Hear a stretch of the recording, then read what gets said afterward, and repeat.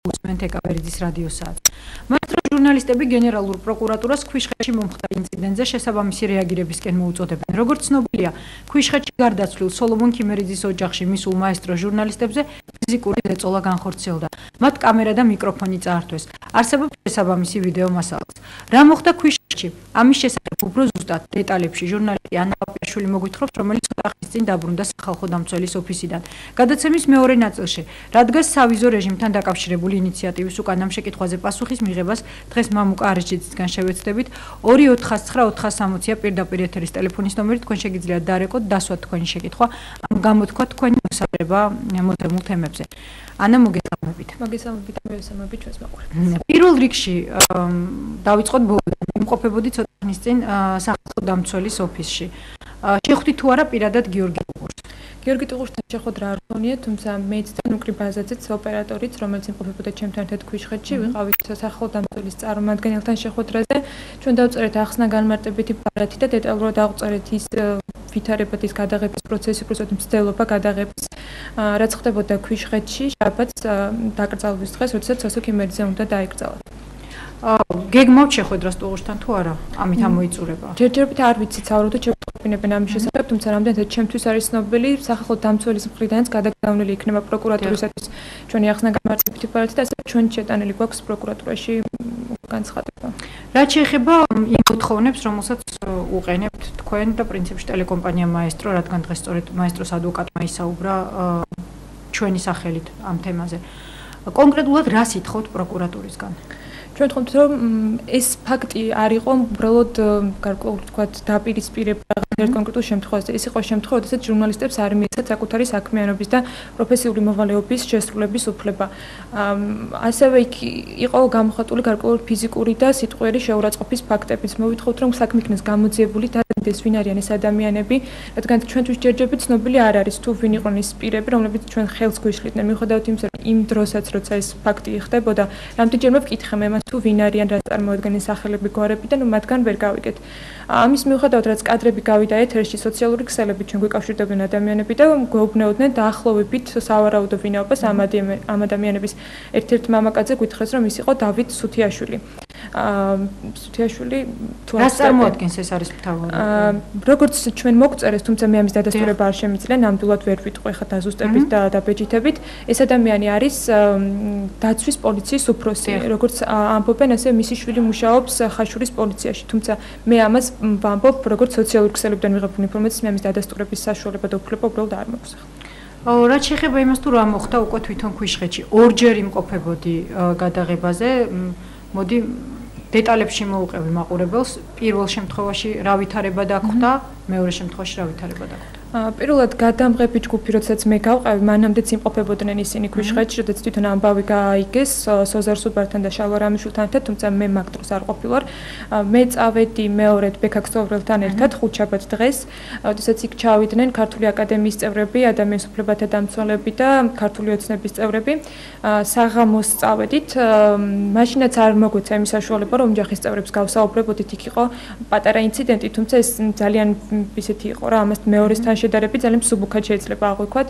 უბრალოდ არ შეგვიშვეს სახლში, არ გვაძლევდნენ გადაღების უფლებას და ოჯახის წევრებთან გასაუბრების უფლებას, მიუხედავად იმისა, რომ ჩვენ ეს ამბავი ზოგადად გავიგეთ თავად ოჯახის წევრებისგან. იქ იმყოფებოდა ერთ-ერთი პიროვნება, რომელიც მოდი დავკონცენტრიროთ ამაზე, ანუ როგორ მოხდა თვითონ ამბის შეტყობინება. ეს ძალიან საინტერესო დეტალია, იმიტომ რომ ნაციონალური არხები ავრცელებდნენ ინფორმაციას, რომ ოჯახის წევრები პირიქით საერთოდ არანაირად არ არიან, არანაირ პრეტენზია მათ არ გააჩნიათ და თავხედი ჟურნალისტები უვარდებიან მათ ოჯახში და არ აძლევენ საშუალებას დაიტირონ თავიანთი გარდაცვლილი ოჯახის წევრი. ჩვენ მაყურებელი მოისმენდა ალბათ პირადად შალვა რამიშვილისგანაც ამ ვერსიას, მას დაუკავშირდა გარდაცვლილის შვილი. ისინი ჩავიდნენ იმ დღისითვე, როგორც კი დაუკავშირდნენ, მას და სოზარ სუბარს დაუკავშირდნენ, თუმცა უკვე დახვდათ მოგვიანებით ირკვევა პოლიციის თანამშრომლები, რომლებიც არ აძლევდნენ ოჯახის წევრებთან შეხვედრის უფლებას. და როდესაც გადამღები ჯგუფი წამოვიდა ოჯახის ნებართვის გარეშე, პრინციპში, როდესაც საქმე ეხება რა ეს საკითხს, მათ არ მოისურვებენ ძალადობრივი მეთოდები და თავისთავად ეს არჩევდნენ ჟურნალისტურ სტანდარტებში. და როდესაც ისინი აპირებდნენ სოფლიდან გამოსვლას, როგორც ჩალვამ თქვა, დაეწია შვილი მანქანა და უთხრა მართალია ის დაუკავშირდა თვითონ, თუმცა არ აქვს იმის საშუალება, რომ ისე ღიად ესაუბროს. ამის შემდეგ მეორე დღეს ვიმყოფებოდით ჩვენ როგორც უკვე გითხარით, მაშინაც იგივე სიტუაცია იყო, ოჯახის წევრების ნაწილი, თქვა, ცდილობდა გასაუბრებას, მაგრამ გარეთ ვერ გამოდიოდნენ, სახელო დამცველი ნანა კაკაბაძე იმყოფებოდა სახლში შესული და როგორც ვინ უშლიდა თხელს? ის ადამიანი, რომელიც იქ იმყოფებოდა, საკმაოდ ისეთი შუახნის მამაკაცი იყო, თქვა რომ იყო ჯარჯი გოთუო. თუმცა მოგვიანებით Facebook-ის საშუალებით ჩვენ გავარკვიეთ, რომ ის არ იყო ჯარჯი გოთუო, საკმაოდ გიორგი აღმოჩნდა, თუმცა ის არ მუშაობს პოლიციაში, ამდენად მე გავარკვიე, საერთო ნაცნობები აღმოჩნდა Facebook-ზე. ის არის ამერიკის უმუშევარი, თუმცა მანამდე მუშაობდა რაღაც უწყებებში. ამ ადამიანს უბრალოდ ის როგორ სიტუაცია იყო, რომ ეს ადამიანი სახლობელი ერთით დგანან თბილისიდან ჩასული ადამიანები და მაყურებელს ალბათ რთული გასარკვევი იქნებოდა, რომელი იყო მართალი და რომელი ტყუოდა. შესაბამისად, პირველი რაც გამიჩნდა, რომ ამ ადამიანს მეკითხა ელემენტარულად გარდაცვლილის მეუღლის სახელი და გვარი, რომლის შესახებაც ის ინფორმაციას უბრალოდ არ ფლობდა. იცოდა მხოლოდ დედის სახელი და არა გვარი, არ იცოდა გარდაცვლილი სოსო ქიმერიძე სად სწავლობდა, სად მუშაობდა, რა საკეთებდა, მიყავდა მეგობარი, თუმცა ის ამბობდა, რომ ოჯახის საკმაოდ ახლო მეგობარია და ახლობელია. საერთო მეგობრების სახელების და გვარების თქმაც ვერ მოახერხა, რაც თავისთავად ცხადს ხდიდა, რომ ის ადამიანი იტყუებოდა, როდესაც ამბობდა, რომ არის ოჯახის მეგობარი და ოჯახის წევრი. ანუ შტაბ-ჭრილებიდან გამომდინარე, რას ფიქრობ, ეს იყო სპეციალურად მივლენილი იმისთვის, რომ ეკონტროლებინა სიტუაცია, ასეთი შტაბ-ჭრილება, ასეთი დასკვნა შეიძლება გამოიტანო? შტაბ-ჭრილება პრინციპში ასეთი გამოვიტანა, იმიტომ რომ იქ იყვნენ სხვა მეზობლებიც, რომლებიც ასე თავგამოდებით ვერც დაიცავდნენ ჭიშკარს, რომ არავის შეეშვათ, იმიტომ რომ ოჯახის წევრების გასაუბრების სურვილი ქონდა თუ არ ქონდათ, მათ შეეძლოთ პირადად ეთქვათ, ეს ადამიანი უბრალოდ არ გვაძლევდა იმის საშუალებას, რომ ოჯახის რომელიმე წევრს დაუკონტაქტებოდეთ და მათგან პირადად მოგვისმინა პასუხი, სურდათ თუ არა ზოგადად ჟურნალისტებისათვის ეთქვათ რაიმე სახის ინფორმაცია. ერთი მომენტია, რომ ჩასულიყო მარტო ცალკე გადამღები ჯგუფი იმ დღეს, აი პირველ შემთხვევაზე ვსაუბრობ და არა დაუშვათ პოლიტიკური ძალის წარმომადგენლებთან ერთად. როგორ ფიქრობ, ამ შემთხვევაში გექნებოდა თუ არა საშუალება, რომ გასაუბრებოდით ოჯახის წევრებს? ანუ ხომ არ შეგიშალათ ხელი, ხომ არ გამოიწვია დამხვდურთა რეაქცია სწორედ იმან, რომ იქ იმყოფებოდნენ იგივე ქართული ოცნების წარმომადგენლები? მე ვფიქრობ, რომ პირიქით ჟურნალისტებმა შეუშალეს ხელი ადამიანის უფლებათა დამცველებსაც და ქართული აკადემიის წევრებსაც, რომ ისინი მისულიყვნენ და ოჯახისათვის უბრალოდ მიესამძიმრებინათ, რადგან თვითონ ეს ადამიანი, რომელსაც ჯარჯი გოთუად გაგვეცნო და აღმოჩნდა, რომ ის არ წარმოადგენს დასახელებულ პიროვნებას, ამბობდა, რომ კამერების გარეშე ყველა შეუძლია შევიდეს და მიუსამძიმროს, თუმცა იქ იმყოფებოდა ერთ-ერთი ჟურნალისტი, რომელიც უთხრა, მე რომ ახლა დავდო მიკროფონი და კამერა და შევიდე ოჯახთან. მან თქვა, რომ მოვიფიქრებ და გადავწყვეტ. ანუ ეს უკვე იყო შემდეგ ილუსტრაცია იმის, რომ მას არ სურდა ესე ყველა შეშვება ოჯახის წევრთან და გასაუბრების უფლების მიცემა. ნანა კაკაბაძეზე ვახსენეთ, წეგან ის ამბობდა, რომ დედას სურს ისაუბროს, მაგრამ იქ არიან ადამიანები, რომლებიც დედამისაც არ აძლევენ მეორე ოთახში გასვლის საშუალებას და მათთან დალაპარაკების საშუალებას. ანუ როგორც ჩანს, ღობის იქეთ სახლშიც გარკვეული პირები არსებობდნენ, რომლებიც შესულებს სამძიმრის სათქმელად არ აძლევდნენ ყველასთან კონტაქტის უფლებას. მოკლედ არ შეგიშვეს პირველ ჯერზე? არ შეგვიშვეს. შემდეგ უკვე დაკრძალვაზე ჩახვედით. ეს შაბათს იყო ამ ჩასვლასაც სხვადასხვა რეაქციები ჰქონდა, გამომდინარე იმ სიუჟეტებიდან, რაც გადიოდა სხვა არხებზე, ასევე გარკვეულ ნაწილში საზოგადოების იყო აღშფოთება, რომ აი რა უნდათ ამ ჟურნალისტებს რაღაც ჩავიდნენ დაკრძალვაზე. ეცლიათ ოჯახისთვის, რომ დაეგრძალათ თავიანთი მიცვალებული. იცი რა, ყოფილა შემთხვევები, როდესაც საზოგადოებრივი ინტერესი არსებობს და შესაბამისად მედია ვალდებულიც კი არის, რომ გააშუქოს ასეთი ამბები. მაგრამ ამის მიუხედავად და იმის გათვალისწინებით, რომ ოჯახმა რის ფაქტორით და რისი გათვალისწინებით აღარ მოისურვა, თქვათ მედიასთან კონტაქტი, ჩვენ თავიდანვე, როდესაც მივდიოდით, გადავწყვეტ, რომ არც კი გვეფიქრა სახლში შესვლა და ოჯახის წევრებთან გასაუბრება. ეს იყო უბრალოდ ამბის გადაღება. იმიტომ რომ ეს იყო საზოგადოებისთვის საინტერესო ჩვენ როდესაც ჩავედით ქვიშხეთში, სახლთან არც კი მივსულვართ, დაახლოებით 100 მეტრზე გავაჩერეთ, 100 მეტრის დაშორებით გავაჩერეთ მანქანა და არც გადავდიოდით თავიდან, სანამ ვიფიქრეთ, რომ პროცესი არ დაიწყებოდა, იმის რომ კადრები გადაგვეყო.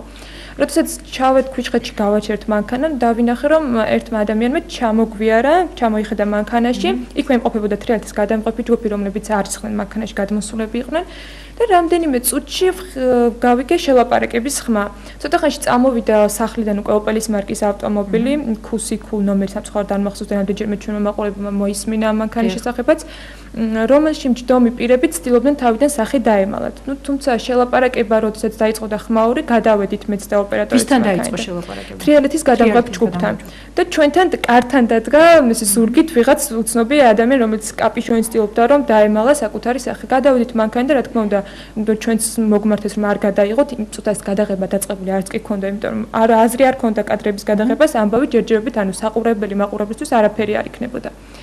ძალიან თქმელი ალბათ ახლა პროცესის გადაღება, მაგრამ სამუშაო ასეთი ტერმინებით პროფესიიდან გამომდინარე.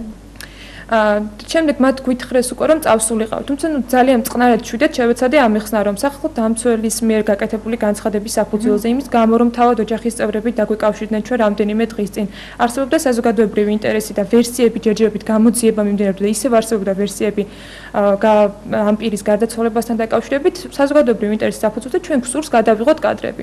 იქ იყო ერთი შუახნის მამაკაცი, რომელსაც ამ ყველაფერს ველაპარაკებდი, მაგრამ ის ამბობს რომ ჩემთვის დამაჯერებელი არის ის ფაქტი რომ ის გადმოვარდა ის ობედური შემთხვევა. და ამიტომ არ უნდა გადაიღოთ, ხო? ამიტომ არ უნდა გადაიღოთ, თუმცა იქ არ ქონია გარკვეულ დაძაბულობას ადგილი, სანამ არ გამოჩნდა საკმაოდ ასაკოვანი მამაკაცი, კადრებშიც ნახავთ ის მუქი დუბლიონკით, რომელიც გადავიდა ლანძღვაზე, გინებაზე, რაღაც დამტრევით გვემუქრებოდა იარაღი რომ კონდეს თქვენ აუცილებლად დაგხრედით, დროზე გაეცალეთ აქაურობას. ვერაფრით ვერ ვახერხებთ იმას, რომ ამ ადამიანთან რამენად კონტაქტში მაინც შევსულიყავი და მეკითხა ვინ არის, რას წარმოადგენს, რატომ არის ასეთი აგრესიული და ამ ჩხუბში გამოჩნდა ერთ-ერთი მამაკაცი, წითური მამაკაცი იყო, რომელიც გითხრა, თქვენ ვინ ხართ? ანუ ეკითხებოდა იმ პირებს, რომლებიც ჩვენ გვაიძულებდნენ გამოსულიყავით ადგილიდან. მათ უთხრეს ოჯახის ახლობლები და ნათესავები და ამიტომ მეუთხრა, მე თქვენ არ გიცნობთ და მე ვარ ოჯახის ახლობელი. რომ არ დაძაბულიყო სიტუაცია, მე მოგვიბრუნდნენ მეზობლები და გითხრას, რომ იქნებ ცოტა კიდევ შორს და გააჩეროთ მანქანა. დაახლოებით 200-300 მეტრის იქით კიდევ გავაჩერეთ მანქანა. თუმცა დავინახე რომ მე იყო ადამიანი, რომელსაც სურდა ჩვენთან გასაუბრება. კადრებშიც ისმის და როგორც აღმოჩნდა, ეს ადამიანი იყო გარდაცვლილის დეიდაშვილი. როგორც კი დაინახეს ამ ოპელის გზავრებმა, ასე ვთქვათ, რომ ვიღაცა სურდა ჩვენთან დალაპარაკება, ისინი გადმოვიდნენ და სიტყვის პირდაპირ მნიშვნელობით შემიძლია ვთქვათ, ორი მხრიდან აწიეს ეს კაცი და გაიყვანეს. ეს დაფიქსირებული არ არის? კი, როგორ არ გადაღებული არის, როგორ მიყავთ, ვცდილობდი რომ ეს რამენად გამეჩერებინა ეს ადამიანები და ეს მამაკაცი იმეორებს რომ მე თქვენ არ გიცნობთ, მე ვარ დეიდაშვილი, მე მინდა ჟურნალისტებთან გასაუბრება და როდესაც ყურადღება გადავიტანი ამ დეიდაშვილზე, იმიტომ რომ მის გამსურდა ინფორმაციის მიღება, ამ დროს ოპერატორს კრა ხელი ამ დუბლიონკერმა მამაკაცმა. ოპერატორის შემდეგ გავიგე რომ თრიალეთის ჟურნალისტს ასევე ხელი კრა და შემდეგ როდესაც გამოვედი რომ ხა კამერა დავიცვათ რაღაცა ისეს მე მეც ხელი მკრა მე ისევ დაიწყო ლანძღვა გინება ფურთხება აი ყველანაირი საშინელი უშვერი სიტყვები რაც კი შეიძლება რომ ადამიანმა მოისმინოს მithumetes ასეთ სიტუაციაში მე ისევ გთხოვეს მეზობლებმა რომ იქნებ გახვიდეთ სოფლის მთავარ გზაზე პროცესია რომ დაიწყება და გადაიღოთ დაკრძალვა სასაფლაოზე შორიდან ეს რა ერთს არ უთქვამს სხვათა შორის რამდენიმე ადამიანი იყო იქ ახლობლები ნაცნობი და მეზობლები რომლებიც მიხსნიდნენ რომ ვითარება არ დაიძაბოს იქნებ რამენერე თავისთავად სიტუაციიდან და ოჯახის პატივისცემიდან გამომდინარე ჩვენც შევასრულეთ ეს თხოვნა და გამოვედით 2 საათზე უნდა ყოფილიყო დაკრძალვა თუმცა იგვიანებდა პროცესის დაწყება დაახლოებით 3-20 წუთი იქნებოდა როდესაც გაჩერებულები ვიყავით დაახლოებით 2 კილომეტრი არის ალბათ სახლიდან დაშორებული სრულიად სხვა გზაზე გამოვიდა ისე ოპელის მარკის ავტომანქანა იგივე შემოდებოდით იქ პროცესიას კი ველოდებით პროცესიას შემადგენლობით 3 მამაკაცი გადმოვიდა მანქანიდან ერთი დუბლიონკიანი შუახნის საკმაოდ ასაკოვანი მამაკაცი ერთი შუახნის მამაკაცი და ახალგაზრდა ბიჭი რომელიც კაპიშონით იფარავდა სახეს მე დავინახე რომ მანქანაში კიდევ 2 ადამიანი იჯდა თავიდან ფანჯერას ჩავუწიეთ და მძღოლმა სცადა რომ აეხსნა რომ ჩვენ ისე ვართ გაჩერებულები რამდენიმე კადრის გადაღება გვინდა იმიტომ რომ ძალიან უცნაური სიტუაცია იყო რატომ მოვიდნენ იქ ვერ მივხვდით თავიდან მაგრამ ეს პოლიცია ოფიციალურად იმ ტერიტორიაზე საერთოდ არ იყო დაკრძალული. ფორმიანი ადამიანი მე პირადად არ დამინახავს. სამწუხაროდ თუნდაც იმისთვის რომ მიგემართათ პირიქით. არის სამწუხაროდ იმ წუთას გამიჩნდა იმის სურვილი რომ დაამერიკა საპატრულო პოლიციაში სწორედ ამ იმას ვამბობ. ვერ მოვახერხე იმიტომ რომ ეს მოხდა რაღაც 2 წუთის განმავლობაში, როდესაც ამ მამაკაცმა ჩვენს მძღოლს სცადა რომ დაეკაჩა სარუჭკაზე, შემდეგ მოუარა მანქანას მეორე მხრიდან, ურტყავდა მანქანას ხელებს, გვანწყავდა, გვიბრახუნებდა, მეორე მხრიდან სისხლებიც კი ეტყობოდა მანქანის ფანჯარას, იმდენად ძლიერად ურტყავდა. და გვეუბნებოდა, რომ აუცილებლად უნდა წახვიდეთ, უნდა დატოვოთ აქაურობა, თორე რაღაცა. ძალიან უცნაური ბრალდება იყო, ეხლა სასაცილოდ მეჩვენება, მაგრამ იმ წუთას ძალიან უცნაური იყო ეს, რომ ჩვენ თითქოს ავიღეთ ფული იმისთვის, რომ იქ მივსულიყავით და გადაგვიღო კადრები. კი მე თვის ბოლოს ვიღებ ჩვეულებრივად ხელფას, მაგრამ ეს ყოველდღიური გადაღების პროცესია და არ იყო რამე განსაკუთრებული არაფერი ტრაგედია და ეს რატომ წარმოიდგინეს ასე, ხო, და რომ სოზარ სუბარმა დაგვავალა. ესეც ძალიან უცნაური იყო, საიდან ჩათვლეს. კიდევ ერთი დეტალი, რაც მე პრინციპში მენიშნა, როდესაც ეს ჩეკამათება დაიწყო ჯერ კიდევ სახლთან, როდესაც ვიყავით, ფარული ჩაწერა დავიწყეთ, ანუ კამერა არ იყო მომართული ისე, რომ თითქოს იღებდა. ეს ადამიანები წესით ვერ უნდა მიმხვდარიყვნენ, ან ჩვეულებრივი ადამიანები გადაღების პროცესში ალბათ ჟურნალისტები ხვდებიან, რომ ძალიან იშვიათი ადამიანი, ჩვეულებრივი მოქალაქე, რომ მიხვდეს ფარულად იწერენ. ეს ადამიანები როგორც კი კამერა მოტრიალდებოდა, მაშინვე ხვდებოდნენ, რომ კამერა იწერდა და მაშინვე ატრიალებდნენ. აი, მაშინ გამიჩნდა, რომ ესენი არ შეიძლებოდა ყოფილიყვნენ უბრალოდ მეზობლები და ქვიშხეთის მცხოვრებლები, რომლებსაც პრინციპში ყოველდღიური შეხება კი არა, ალბათ თვეში ერთხელაც ვერ ხედავენ ჟურნალისტებს. ანუ ადგილობრივი მაცხოვრებლებიც არ ყვნენ. საერთოდ რაიმე ვერსია, აი თუნდაც აი ყველაზე აგრესიული ვინც იყო იმ მამაკაცის ვინაობასთან დაკავშირებით. ერთადერთი სოციალურ ქსელებში ვრცელდებოდა მისი ფოტოები და იყო სხვადასხვა ვერსიები მის ვინაობასთან დაკავშირებით. ვერსიები იყო, ერთ-ერთი იყო ის, რომ ის არის ერთ-ერთი პოლიციელის მამა, რომელიც მუშაობს ხაშურის პოლიციის განყოფილებაში, თუმცა სანამ გამოძიება არ ჩატარდება და სანამ პროკურატურა არ დაადგეს მის ვინაობას, მე დაზუსტებით არ შემიძლია ვთქვა. ამ მანქანის ინციდენტის შემდეგ მათ გითხრას, რომ უცებ წავსულიყავით და აქ-იქ მანქანა წამოვიდით, თავისთავად ახლა მანქანას ვწურტყავენ და ფიზიკურად ცდილობენ რომ შეგეხენ. ერთადერთი რაც ვთქვი, რომ მე შემეძლო მათთვის მეჩვლა, იმიტომ რომ ეს იყო ფიზიკური ძალადობა ჩემზე ოპერატორზე და მძღოლზე. წამოვიდით ქვიშხეთიდან, წამოვიდა თრიალეთის გადამღები ჯგუფიც და მათ გამოგვაცილეს საპატიოდ ხაშურის შესასვლელამდე. ამოპევმა.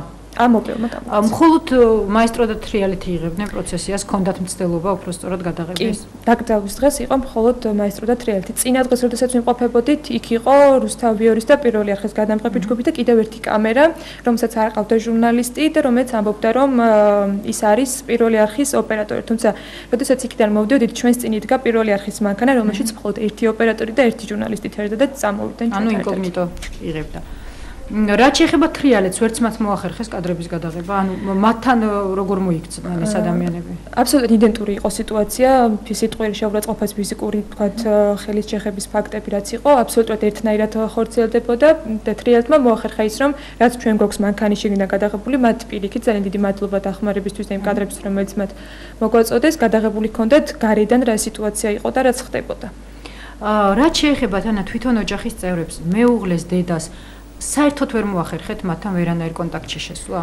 სიმართლე გითხრათ, მე მყავს ეს ადამიანები ეკრანზე ერთხელ ნანახი, როდესაც პირველად ჩავიდა შალვა არამიშვილი თავის გადაცემით და გადაიღო ისინი, იმიტომ რომ მე ისინი საერთოდ არ მინახავს ეზოშიც კი გამოსულები, იმიტომ რომ მე არ მომიცა საშუალება არც სახში შესვლის, არც ეზოში შესვლის და საერთოდ მათთან კონტაქტის არანაირი საშუალება არ მქონია. კიდევ ერთი შეკითხვა მინდა ჩვენი საუბრის ბოლოს დაგისვა, მართალია ჟურნალისტი ხარ და მე არც მე მიყვარს, როდესაც ჟურნალისტები პოზიციებს გამოხატავენ, მაგრამ ამ შემთხვევაში მართლაც საინტერესო რამ მოხდა.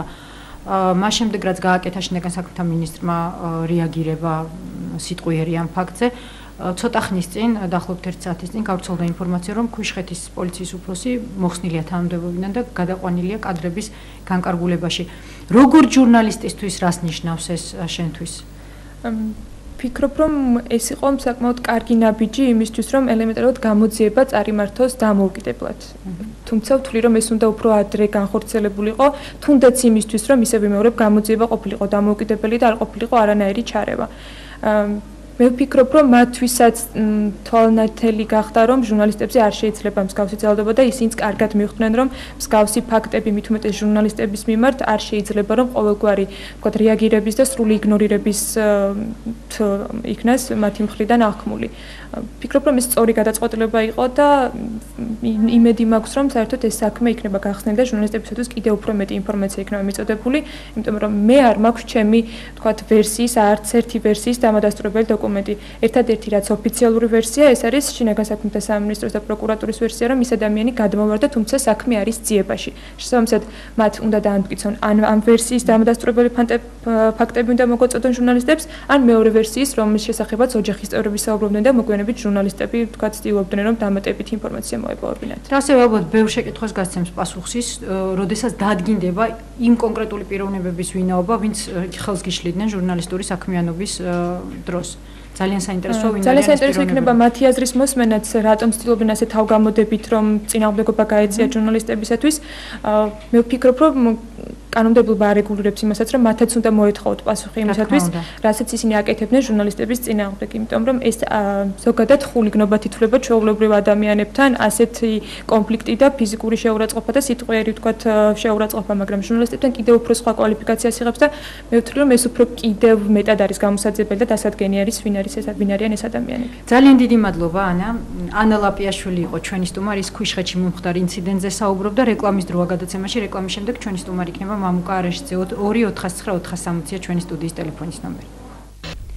თქვენ უყურებთ და უსმენთ ეკაბერძის რადიოსაც, მამუკა არეშიძეა ჩვენი სტუმარი 249-460-ია ჩვენი ტელეფონის ნომერი. მოგესალმებით ბატონო მამუკა. მოგესალმებით ჩემი კარგო. მართალია რუსეთში დასრულდა არჩევნები და ამას მოყვა გარკვეული შედეგები უკვე, მაგრამ პირველ რიგში მინდა ვისაუბროთ იმ შედეგებზე, რაც მოყვა სავიზო რეჟიმის ცალმხრივად მოხსნას. როგორც საქართველოს ხელისუფლება დღეს აცხადებს, სავიზო რეჟიმის მოხსნის შემდეგ უკვე რუსეთის ფედერაციის 2500-მდე საქართველოს მოქალაქემ, უბრალოდ ბოდიში, არა საქართველოს მოქალაქემ, არამედ რუსეთის მოქალაქემ გადმოკვეთა საზღვარი ვიზების გარეშე. ერთ-ერთ ინტერვიუში თქვენ გქონდათ გარკვეული ეჭვები იმასთან დაკავშირებით, რა შეიძლება საერთოდ იდგეს სავიზო რეჟიმის მოხსნის უკან და ხომ არ არის გარკვეული შეთანხმება ორი ქვეყნის ხელისუფლებებს შორის. უბრალოდ მაყურებლისთვის მოვლენათა თანამიმდევრობას გავიხსენებ. პირველი იყო ის, რომ საპარლამენტო ანგარიშის ჩაბარებისას საქართველოს პრეზიდენტმა ცალმხრივად გამოაცხადა სავიზო რეჟიმის მოხსნა რუსეთთან. ამას მოჰყვა შემდეგ უკვე რუსეთის ფედერაციის საგარეო უწყების პასუხი იმის შესახებ, რომ იმისთვის რომ მათაც მოხსნან თავის მხრივ სავიზო რეჟიმი, მათი მოთხოვნა აღდგეს დიპლომატიური ურთიერთობები, ასევე საქართველოს უზრუნველყოს რუსეთის მოქალაქეებისთვის უსაფრთხო გარემო და რაც მთავარია გააუქმოს კანონი ოკუპირებული ტერიტორიების შესახებ. ამას შემდეგ ისევ მოყვა ჯერ საქართველოს საგარეო საქმეთა სამინისტროსი, შემდეგ უკვე საქართველოს პრეზიდენტის პასუხი, რომელიც აცხადებს, რომ რუსეთთან დიპლომატიური ურთიერთობების აღდგენა დაიწყება მაშინ, როდესაც ოფიციალური მოსკოვი საქართველოს ტერიტორიების დეოკუპაციის გადაწყვეტილებას მიიღებს და საქართველოს სუვერენიტეტს აღიარებს. ასეთია მოვლენათა თანამიმდევრობა. რა შეიძლება თქვენი აზრით იყოს ამის უკან? რამდენად შეიძლება ვისაუბროთ რაღაცა ფარულ გარიგებაზე ან მოლაპარაკებებზე ორი ქვეყნის ხელისუფლებებს შორის? იცით რა შეასაკუთრებია? დავამატებ იმას, რომ გარკვეული შეხვედრები მართლაც ხდება, რაზეც ვრცელდება ინფორმაციები, თუნდაც იგივე მიუნხენის შეხვედრა, სადაც მართალია უკვე აღარ არის ეს ადამიანი, მაგრამ ის იყო რუსეთის საგარეო საქმეთა მინისტრი იგორ ივანოვზე ვსაუბრობ და ის არ წარმოადგენს მეორე ხარისხოვან ფიგურას ნამდვილად რუსეთის პოლიტიკურ ისტებლიშმენტში. საქართველოს მხრიდან იმყოფებოდა მაგალითად გიორგი კანდელაკი ქართულ ექსპერტებთან ერთად. ანუ გარკვეული შეხების წერტილები, გარკვეული შეხვედრები არსებობს. შეგვიძლია თუ არა ვილაპარაკოთ რაღაც კულუარულ მოლაპარაკებაზე ამ კონკრეტულ შემთხვევაში? ხო, მავანმა ნაციონალური მოძრაობიდან შეიძლება ეს ჩემი ნათქვამი პარანოიდალურ ფუდვად გამოაცხადოს, ხდება ხოლმე ესეთი რამე, მაგრამ საქმე ის არის, რომ დღევანდელმა ხელისუფლებამ ჩვენ საშუალებაც მოგცა და ასე ვთქვათ, გვაიძულებს კიდევაც, რომ საფუძვლიანი ეჭვი ქონდეს ხოლმე, ანუ როგორ არის გონივრული ეჭვი, რა, გონივრული ეჭვი ქონდეს ხოლმე მის ამა თუ იმ გადაწყვეტილებასთან დაკავშირებით. ის რომ საქართველოს უზენაესმა ხელისუფლებამ მიიღო ასეთი გადაწყვეტილება და ასე ვთქვათ, ემოციის ხარჯზე ეს ჩვენთვის ერთი შეხედვით ახალი არ უნდა იყოს, ასეთები გვინახავს, მაგრამ ძალიან ისეთ საინტერესოდ იყო პასუხი რუსეთის საგარეო საქმეთა სამინისტროსი. თავიდან ეს ორივე განცხადება ჩემთვის მაგალითად საგარეო მოხმარების განცხადებებს ჰგავდა, რომ აი ორი ბავშვი რო ჩხუბობს და მესამეს რო ჩვენებენ აყურებინებენ, რომელი უფრო ასე ვთქვათ მართალია ამ დავაში. მაგრამ მე ეს ერთი ზედაპირული თემაა, იმიტომ რომ შიდა მოხმარების თვალსაზრისით ახლა რუსეთში წარბი არ შეუხრია არავის მანდამაინც და აქ გასაკურველია გაჩნდა გარკვეული სიხარული ამასთან დაკავშირებით. ოღონდ ჯავახის ორგანიზაციამ გააკეთა განცხადება, რომ მოხარულია საქართველოს ხელისუფლების აბნოდებისა. ხო და სხვა რა შემიძლია გითხრათ, იცი რომ მე შეშტაბეჭდილება დამჭერო თვითონ განცხადებების პათოსი განსაკუთრებით რუსული მხრიდან, რომელშიც ამოღებული იყო პირველად ბევრი წლების განმავლობაში, ბოლოს 3 წლის განმავლობაში ტერმინი ის რომ სააკაშვილთან არ დაველაპარაკებით. მაიძულა გამიჩნდა ეჭვი რომ ეს ხომ არ არის გარკვეულწილად კულუარული მოლაპარაკების შედეგი იმისთვის რომ რაღაც ვაჭრობის ესე ვთქვათ ფორმატი შეიქმნას დასავლეთ და საქართველოს ხელისუფლების მხრიდან, იმიტომ რომ საქართველოს ხელისუფლებამ რო გითხრათ რომ განსაკუთრებული დივიდენდები მიიღო ამერიკის შეერთებულ შტატებში ვიზიტის შემდეგ, მე ვერ ვიტყვი ამას მოწმობს არა მხოლოდ ისეთი მოარული ხმები, არამედ ცნობილი გაზეთების წინას უბრალოდ სარედაქციო პოზიციაც. ხო, აქედან გამომდინარე ეს ეჭვი გაჩნდა, რომ ხომ არ არის აი ამის შედეგი, კულუარული მოლაპარაკების შედეგი, იმიტომ რომ არა მარტო მიუნხენის შეხვედრა იყო, სხვა შეხვედრებიც იყო და ასეთი ეჭვი გაჩნდა, რომ ეს შეიძლება ყოფილიყო, ასე ვთქვათ, ვაჭრობის თემა, რომ აი ესე იგი მე ვცვლი მარტივად რო ვთქვა, მე ვცვლი ახლა ვექტორს, თუ თქვენ კარგად არ მომექცევით. სხვა შორის უნდა ითქვას, რომ მე შევხვდი რამოდენიმე უცხოელ დიპლომატს ამ ხნის განმავლობაში და ყველასთვის ეს არის, ასე ვთქვათ, გამაღიზიანებელი ფაქტორი შეიცვლის თუ არა საქართველოს თავის ასე ვთქვათ, ვექტორს, თავის პროდასალურ კურსს რუსეთის სასარგებლოდ. აი ამას განიცდიან სხვა შორის ძალიან არც მეგონა ვთქვათ, ასეთი აქტიური ის თუ ექნებოდა. ასე ვთქვათ, რეაგირება თუ ექნებოდა უცხოელ დასავლეთ დიპლომატებში. და არის ასეთი ტიპის რეაგირება, მართლა ფიქრობს ის ხალხი ამაზე და აი ეს ნაბიჯი ზოგიერთ მათგანმა აი ამის დემარშად ჩათვალა, რომ იქნება ვაჭრობა ღირდეს. თუმცა ეს საქართველოს ხელისუფლების მხრიდან აღიქვეს ალბათ. შაშურის უნდა გითხრათ, რუსეთის ხელისუფლებაც ახლა რო გითხრათ, ეს დალხინებულია და პუტინი ვაჟკაცებად რო გამოდის და ლაპარაკობს, რომ მდგომარეობა არ შეიცვლება და ასე შემდეგ, ეს არ არის ასე, იმიტომ რომ ხშირ შემთხვევაში გულისხმობთ იმ განცხადებას, რომელიც მან გააკეთა მხარდამჭერ მიტინგზე ეგრეთ წოდებულ სამხრეთ ოსეთთან და აფხაზეთთან დაკავშირებით. კი, გულისხმობ ამას ზუსტად, იმიტომ რომ თვითონ ეს გადაწყვეტილება რუსეთის ფედერაციის ხელმძღვანელობას უქმნის დისკომფორტს. მოლაპარაკებების დროს საერთაშორისო ორგანიზაციებს და ხშირად მას პირში ცხვირში ჩრიან ხოლმე აი ამ გადაწყვეტილებას, როდესაც დასავლეთის ზოგიერთ პოლიტიკოს, ან თქვათ დიპლომატს უნდა მიაღწიოს თავის რაღაც რეზულტატი მიიღოს და აი ეს მოყავთ მაგალითად. ესეც რომ არ იყოს, გარდა ამის ესე იგი პრინციპში ძალიან მნიშვნელოვანი ფაქტორია ის, რომ აი ამ თავის გადაწყვეტილებით მათ პრაქტიკულად მაქსიმალურად შეზღუდეს თავის გავლენა სამხრეთ კავკასიის ისეთ ქვეყნებში, როგორც არის საქართველო და აზერბაიჯანი. სხვა შორის აზერბაიჯანის თემა აქ არ უნდა დაგვეუწყდეს, იმიტომ რომ აზერბაიჯანია დღეს ზუსტად ის ქვეყანა, რომელიც პრაქტიკულად ძალიან ეფექტურად ფარიკაობს აი ბოლო დღეების განმავლობაში რუსეთის ხელისუფლებასთან. თქვენ იცით? და სადაც იმყოფება ახლა საქართველოს პრეზიდენტი. გასაგრუელია. ეხლა ამ წუთში აზერბაიჯანი დგას პოზაში, აქტიურ პოზაში რუსეთთან დავის, იმიტომ რომ მოგესალმებათ გაბალაში იმყოფება რადიოლოკაციური სადგურია განლაგებული რუსული, ერთადერთი ბაზაა, მცირე ბაზა. მაგრამ ძალიან მნიშვნელოვანი აზერბაიჯანის ტერიტორიაზე და აზერბაიჯანი იღებდა არენდის სახით $7 მილიონ ყოველწლიურად რუსეთისაგან. ნუ უცებ აუწია ფასი 7 მილიონიდან 300 მილიონამდე. ეს არა რეალური ფასი აბსოლუტურად. გასაგებია რომ ეს ესე ვთქვათ ვაჭრობის თემა გახადა აზერბაიჯანმა, ოღონდ ეფექტური თემა, იმიტომ რომ რუსეთში ძალიან კარგად იციან რომ გაბალის სადგურიდან რომ გავიდნენ, ის ნიშნავს რომ თურქები ან ამერიკელები დაიკავებენ იმ სადგურს და უმძიმესი დარტყმა მიადგება საჰაერო თავდაცვის სისტემას, რუსეთის საჰაერო თავდაცვის სისტემას. ამიტომ ის იძულებულია რომ ესე ვთქვათ რაღაცნაირად ეს ვაჭრობა გააგრძელოს აზერბაიჯანთან და კომპრომისზე წავიდეს. მაგრამ საქმე ის არის რომ პრინციპში ესეთი აზრი რუსულ პოლიტიკურ ელიტაში ნელ-ნელა ფეხს იკიდებს, რომ არ გვირჩევნია ჩვენი გავლენის გაძლიერება ამ ორივე ქვეყანაში გარკვეული დათმობის საფასურად. არ გვირჩევნია რომ თვალი დავხუჭოთ ამ დივერსიფიკაციაზე ენერგომატარებლების ნაწილობრივ მაინც და აქ უფრო მეტი გავლენა მოვიპოვოთ. ასე რომ პოლიტიკური მიდგომები იცვლება რუსეთის ხელისუფლების და საქართველოსა და აზერბაიჯანის მიმართ, სამხრეთ კავკასიის მიმართ, განსაკუთრებით ირანის სავარაუდო, ესე ვთქვათ, ირანის სავარაუდო საბრძოლო მოქმედების დაწყების კონტექსტში. თუმცა მეორე მხრივ, ანუ ერთი მხრივ ხსნით სავიზო რეჟიმს საქართველოს გულისხმობ ამ შემთხვევაში. კიდევ ერთხელ მინდა გავიხსენო ის, რომ უშიშროების ახალი კონცეფციის მიხედვით რუსეთი პირდაპირ არის როგორც მტერი მოხსენიებული და მათთან ხსნით სავიზო რეჟიმს.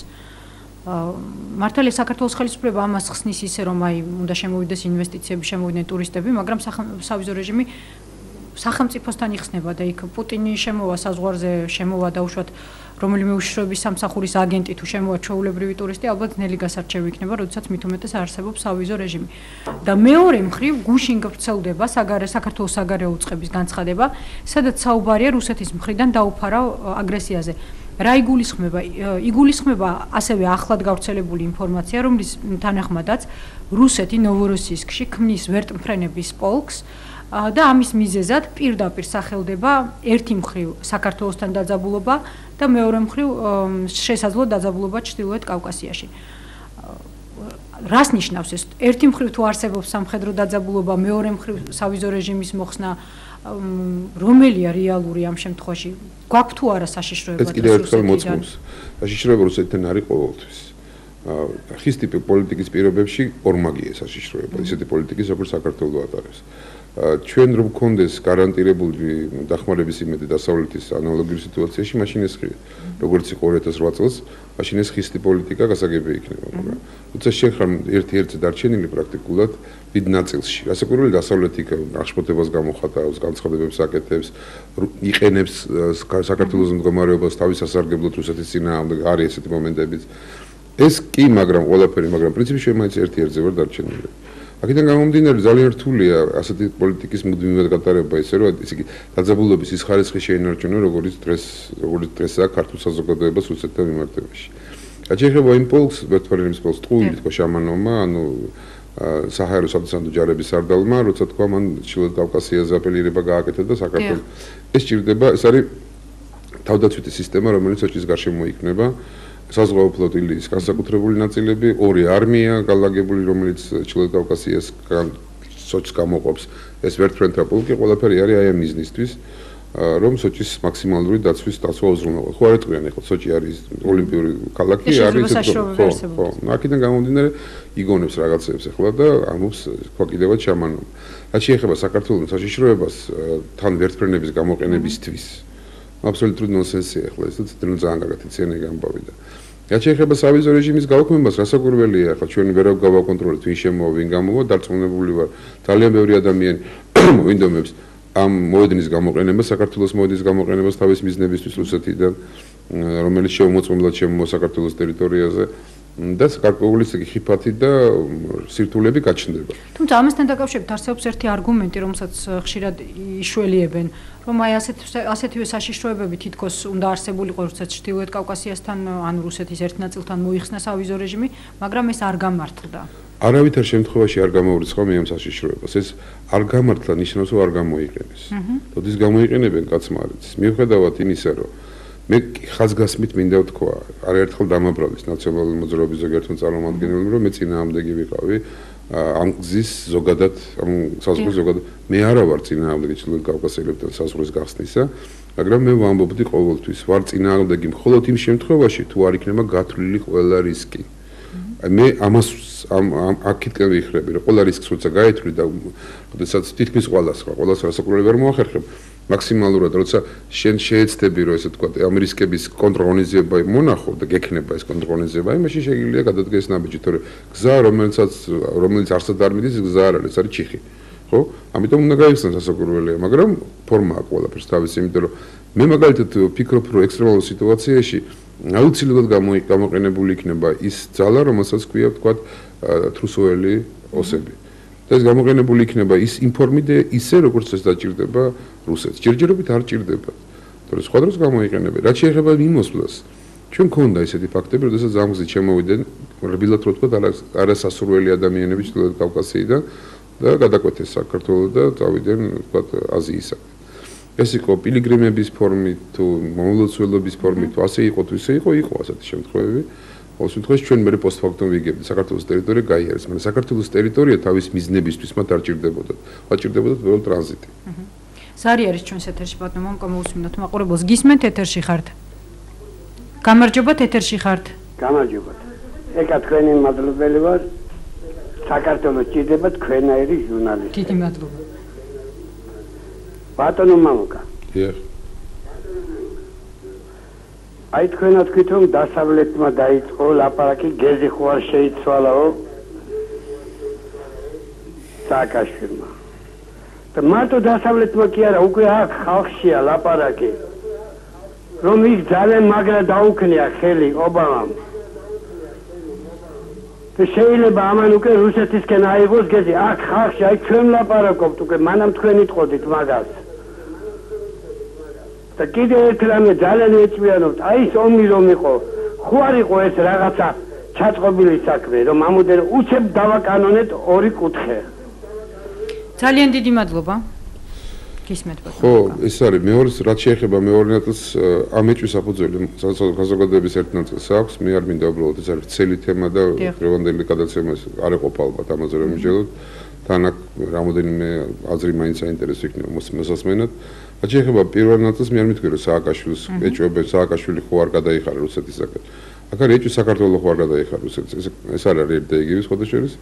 მაგრამ ვინ არის გეზის მიმცემელი? გასაგროველი ხელისუფლებაა, მაგრამ ამ შემთხვევაში მაინც ესე იგი, სწორედ ძალიან მიაქციეთ ყურადღება. აქ საქართველოს რუსა ლაპარაკი იგულისხმება ქართული საზოგადოება თავის პოლიტელიტით, როგორც სახელმწიფოების ისე ოპოზიციური ელიტით.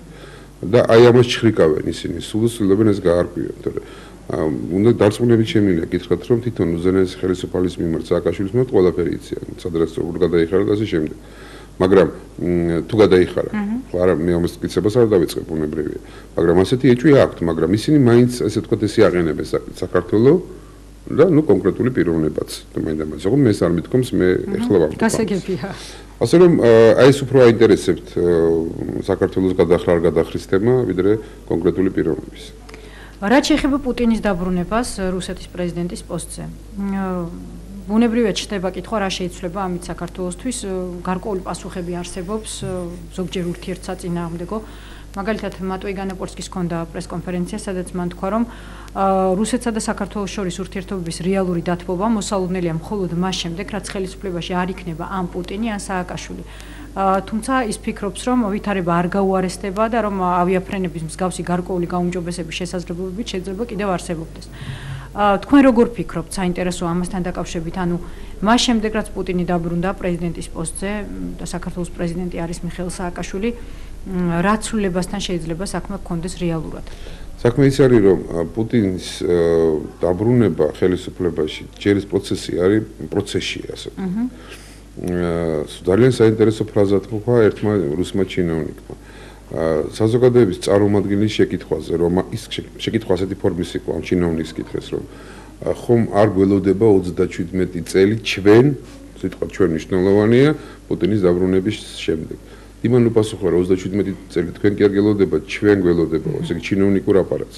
ანუ მე მინდა გითხრათ, რომ ძალიან სერიოზული პერეტრუბაციები მოხდება ხელისუფლებაში, რუსეთის ხელისუფლებას გულისხმობ ბუნებრივია და ძალიან სერიოზული ძალები დაეჯახებიან ერთმანეთს, იმიტომ რომ მედვედევის გუნდი, რომელიც მედვედევის გუნდიც არსებობს ასეთი, რომელიც 1/13 ოლიგარხებით არის დაკომპლექტებული, იმათთვის ის რაც ხდება დღეს რუსეთში და პუტინის დაბრუნება მიუღებელია. ახალ ძალაუფლების გემო იგზნო. აი ეს გადანაწილება დაიწყება ახლა, ასე ვთქვათ, ძალაუფლებისა, რომელიც სერიოზული, ასე ვთქვათ, სკანდალებითა და სერიოზული დანაკარგებით შეიძლება დასრულდეს ორივე მხარისათვის. პუტინმა გარდა ამისა ძალიან საინტერესო ფრაზა თქვა კავკასიასთან დაკავშირებით, რომ ის იწყებს ახალ პოლიტიკას კავკასიის მიმართ, იგულისხმება ჩრდილო კავკასიის შემთხვევაში. ჩვენი ტერიტორიები ოკუპირებულია რუსეთის მიერ ცალსახად, ამას არ უნდა ორი აზრი და ლაპარაკი არ შეიძლება იყოს. ესე იგი, პუტინმა საკუთარ თავს დაუტოვა ძალიან ძლიერი მემკვიდრეობა. აი ამ ესე იგი ავგიის თავლების გაწმენდას მოუნდება სერიოზული რესურსი და ახალი პოლიტიკა. მე არ ვიცი როგორ იქნება ეს ახალი პოლიტიკა. ანუ, როდესაც თავისიანებთან გაერკვევა ჯერ პუტინი, როცა ხელისუფლებაში მოვა სერიოზულად, ეს პირველი და მეორე და მესამე, როცა მოახდენს პრეზენტირებას თავისი ახალი პოლიტიკის საკუთარი ქვეყნის წიაღში არსებული ჩრდილოეთ კავკასიის მიმართ, აი მე შეიძლება ვილაპარაკოთ რა ნაბიჯები იქნება სამხრეთ კავკასიის მიმართულებით. თუმცა არ დაგვავიწყდეს ის მე რა ცოტა ხნით წინ თქვი, სამხრეთ კავკასიის მიმართულებით ახალი პოლიტიკას რეალობა ითხოვს და ამას გზნობენ განსაკუთრებით რუსეთის საგარეო საქმეთა სამინისტროს თანამშრომლები. თუმცა მეორე მხრივ ისევ პიროვნული ფაქტორი. რას შეცვლის, ანუ მიხეილ სააკაშვილი და ვლადიმერ პუტინი? იცით რა შეა საქმე, რომ პიროვნული ფაქტორი არის ძალიან მნიშვნელოვანი ზოგ შემთხვევაში ასეთი ტიპის ადამიანების ურთიერთობაში მით უმეტეს. თორე ჩვენ გვახსოვს ისეთი მაგალითები, როდესაც ელაპარაკებოდნენ სახელმწიფო დამნაშავეებს, საჭირო იყო ეს ამა თუ იმ ქვეყნის ლიდერისათვის, ხო მაგალითად გაიხსენეთ თქვათ იგივე სტალინის და ჩერჩილის ურთიერთობა. ეხლა სახელმწიფო დაუნაშავე არ იყო სტალინი, მაგრამ მიუღებელი იყო ჩერჩილის აბსოლუტურად და პირიქით. ასე რომ ასეთი საუბრები შეიძლება იყოს. პოლიტიკა განსაზღვროს ყველაფერს. ორივე შეუძლია დაავიწყოს ერთშვენი ერთ დღეს რომ მე ამას იმით დავკიდებდი და ის რომ ის არის რა ქვია ჯუჯა ისიც დავიწყებული იქნება თუ საქმე მოითხოვა. ანუ ჩემთვის თავარი რა არის იცით მე არაერთხელ მეთქვი ეს ამბავი. კიდე ერთხელ მიმეორებ რომ ვიღაც არ მომდოს პრორუსული ოკუპანტია ბატონებო ოკუპანტი რუსეთი ცალსახად ეს ტერიტორიები უნდა გაანთავისუფლოს. სხვანაირად არ გამოვა არაფერი, მაგრამ დიალოგის დაწყება აუცილებელია. დიპლომატიური ურთიერთობის აღდგენაზე არ ვლაპარაკობ. დიალოგის ფორმატი შექმნა აუცილებელია. არ არის დღეს დიალოგის ფორმატი იგივე ჟენევა. ეს არის ეკლექტიკა, ეს არ არის ჟენევა არის ძალიან ფრთაშეკვეცილი და ძალიან ისეთი შემოკლებული ფორმატი, რომელიც კონკრეტულ საკითხებს ეხება და იქაც არაფერი არ ხდება. რატო არ ხდება? იმიტომ რომ არ არსებობს დიდი პოლიტიკა. ეს არის ლოკალური პოლიტიკა, ლოკალურ თემასთან დაკავშირებით. დიდი პოლიტიკის ელემენტები თუ არ შემოვიდა და პერმანენტული მოლაპარაკების რეჟიმი თუ არ შეიქმნა, არაფერი არ გამოვა ამ საქმიდან. ეს აუცილებელია.